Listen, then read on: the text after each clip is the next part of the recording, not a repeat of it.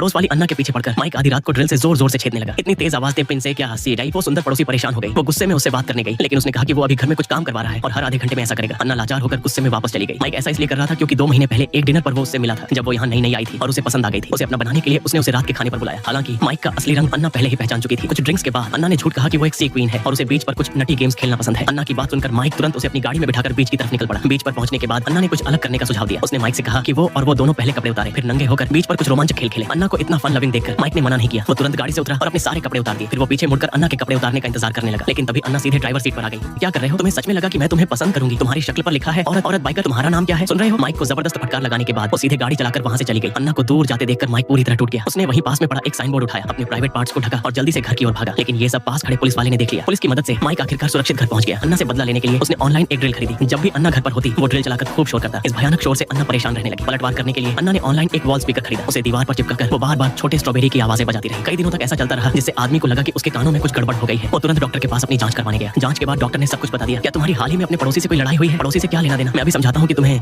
घर पर ही छोटे स्ट्रॉबेरी की आवाज क्यों सुनाई दे रही है, कंपनी में क्यों नहीं सुन रहे। ये जानकर कि अन्ना ही उसे परेशान कर रही थी, माइक अगली सुबह से ही उसके पीछे पड़ गया। जब उसने देखा कि वो कंपनी में काम पर चली गई है, तो माइक ने एक डिलीवरी बॉय का नाटक किया और एक पैकेट रिसेप्शनिस्ट को दिया, जिसे उसे मीटिंग में बैठी अन्ना को देना था। उसने झूठ कहा कि अन्ना को मीटिंग में इसकी जरूरत है। जैसे ही रिसेप्शनिस्ट ने वो चीज अन्ना के पास रखी, माइक ने बगल से रिमोट दबा दिया। अचानक हुई कंपन से दूसरे सहकर्मियों का ध्यान गया। अन्ना ने हैरानी से उसे खोला और देखा कि वो एक बहुत ही पर्सनल चीज थी। वो तुरंत समझ गई कि ये माइक की करतूत है। घर आकर माइक खुशी से नाचने लगा। अन्ना को शर्मिंदा करने से ज्यादा उसे कुछ भी खुशी नहीं दे सकता था, लेकिन उसकी खुशी ज्यादा देर नहीं टिकी। माइक को अचानक पुलिस स्टेशन से फोन आया। फोन पर कहा गया कि किसी ने उसे महिलाओं के साथ छेड़छाड़ की शिकायत की है और अगर वो समझदार है तो जल्दी से पुलिस स्टेशन आकर सरेंडर कर दे। इस अचानक फोन कॉल से माइक डर गया और तुरंत पुलिस स्टेशन पहुंचा। उसे लगा कि शायद किसी ऐसी लड़की ने शिकायत की है जिसके साथ उसकी एक रात गुजरी थी, लेकिन जब वो सब सच बताने वाला था तो पुलिस ने कहा कि किसी महिला की कोई शिकायत नहीं आई। क्या कोई तुम्हें परेशान कर रहा है? माइक को तुरंत सब समझ आ गया। ये जरूर अन्ना की नई शरारत थी। उससे में वो घर वापस आया और अन्ना के दरवाजे की घंटी बजाई। ओए बदमाश, क्या तुम बीमार हो? क्या तुम्हें गिरफ्तार कर लिया गया है? लगभग पहचानते ही नहीं। ये देखकर कि अन्ना गंभीर हो गई है, माइक ने जल्दी से कहा कि उनकी आपस में परेशान करने की लड़ाई यही खत्म होती है। उसके किराए के अभी 2 महीने बाकी हैं और जैसे ही उसका किराया खत्म होगा वो तुरंत यहाँ से चला जाएगा। उम्मीद है कि इससे उनका हिसाब किताब बराबर हो जाएगा। इतना कहकर माइक मुड़ा और कमरे से चला गया। हालांकि माइक की बातों से अन्ना थोड़ी असहज हो गई। इतने समय तक एक दूसरे को परेशान करने के बाद अचानक ही सुनकर कि वो जा रहा है, उसे थोड़ा बुरा लगा। क्या यही प्यार का एहसास है? इसके बाद दोनों ने एक दूसरे को परेशान करना बंद कर दिया। मिलने पर भी वे अजनबियों की तरह थे। कोई बातचीत नहीं, कोई मेलजोल नहीं, लेकिन आखिर वे पड़ोसी थे। चाहे नीचे सुपरमार्केट में हो या दरवाजे पर लिफ्ट में, वे हमेशा एक दूसरे से मिलते रहते थे। धीरे धीरे दोनों को एक ही समय पर महसूस हुआ कि वे शायद एक दूसरे से प्यार करने लगे हैं, लेकिन पहले की आपसी परेशानी के कारण किसी में भी हिम्मत नहीं थी कि वो खिड़की के पर्दे को हटाए। और अन्ना, जो कभी शराब नहीं पीती थी, अब दुख भुलाने के लिए बार में जाने लगी।